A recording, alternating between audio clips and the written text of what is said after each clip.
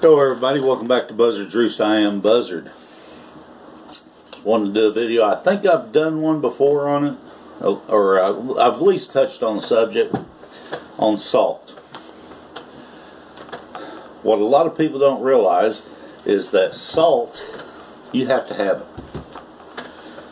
Now you do have to have it in moderation, and so you don't want to overdo it. But it also has a lot of other uses.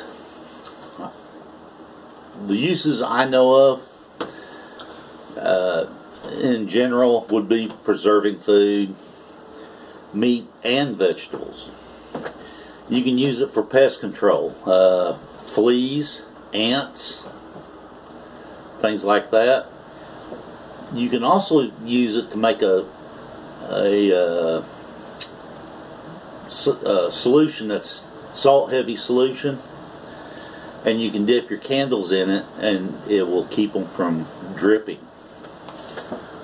So not only are you not wasting the candle wax that's dripping off and melting in your platter or your wherever you got it, I don't know what it does to it, but it does help it from dripping.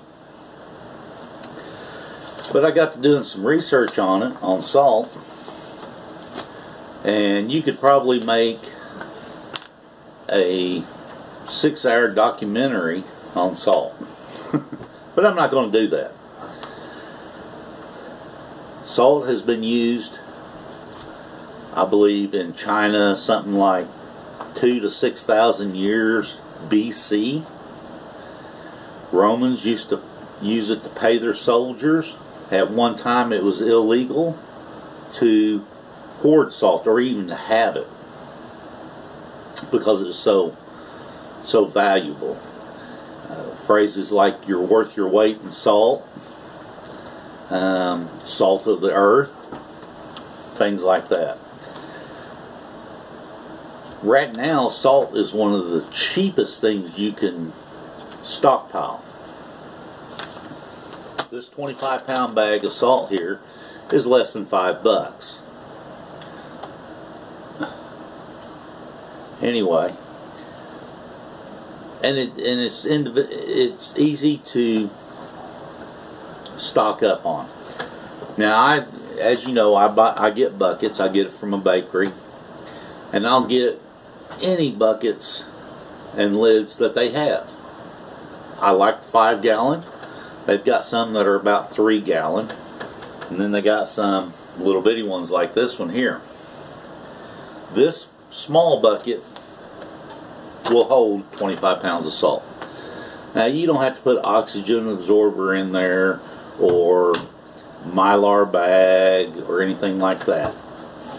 Even if salt gets hard, you can scrape, chisel, break it apart, and get it back to salt that you can use.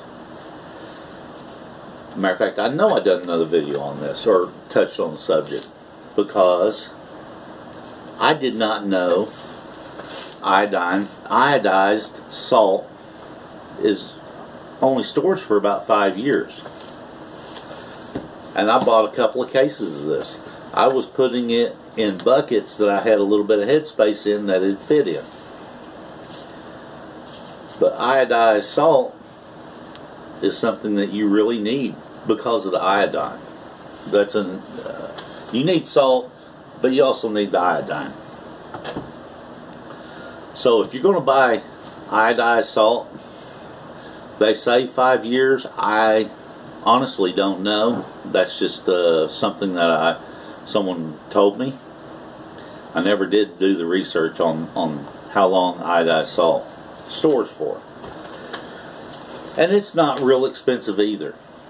I don't remember what I paid for this because I bought it by the case when I was buying other items, you know, rice and beans and stuff. So I do not remember how much it was per box. But you might want to get you a few boxes of this. Use this as your table salt. Use your regular salt for cooking, preserving foods, and stuff like that. I do know one of the things I read on salt was, and you need to do your research on it, and I need to write it down in the book. You can use salt mixed with water, and there's an amount that you can go with that's required, and make a saline solution, or a saline. And you can use it to flush wounds out with. How salt helps preserve things, it takes the microbes, their cells, and it creates, I guess you'd call it negative pressure, and causes the cell wall to burst and get rid of its liquid. And that's why it kills a bunch of them. And there is some that it doesn't affect at all. Matter of fact, they prefer it. So be careful with it. Do your research. Like I said, there's all kinds of information on the web about it, or the internet, and it's a lot to consume at one time. So do your research on it. Get you plenty of salt. I believe it was James Wesley Rawls in his book. I can't remember the name of it. It's a little green book. I've showed it on one of my videos. It's the one that if I won the lottery, I would take that book down with me and say, I want 10 times what it says. Of course, any prepper that preps would probably do that too. Anyway, it was like 90 pounds of salt per person per year. You can also use it to lure game into your area. Now, before a shift situation, some places that might be illegal. A suggestion would be, if you got a wooded area, you cut down a tree and you leave the stump. And you can take like a salt block or a mineral block and put on that stump, and as the rain and stuff erodes on the salt, it will soak into the wood, and even after that salt block is gone, the animals will still come to it. They'll chew on the bark, chew on the wood. So that's why some places it's illegal to even hunt natural salt areas that are just natural deposits of it. Like I said, there is a ton of uses for it. So stock up on some salt and start a notebook on usage for salt, because when you're long gone from this earth, someone may pick up that book and say, I didn't know that, and it may save their life. It may make it to where they survive a winter.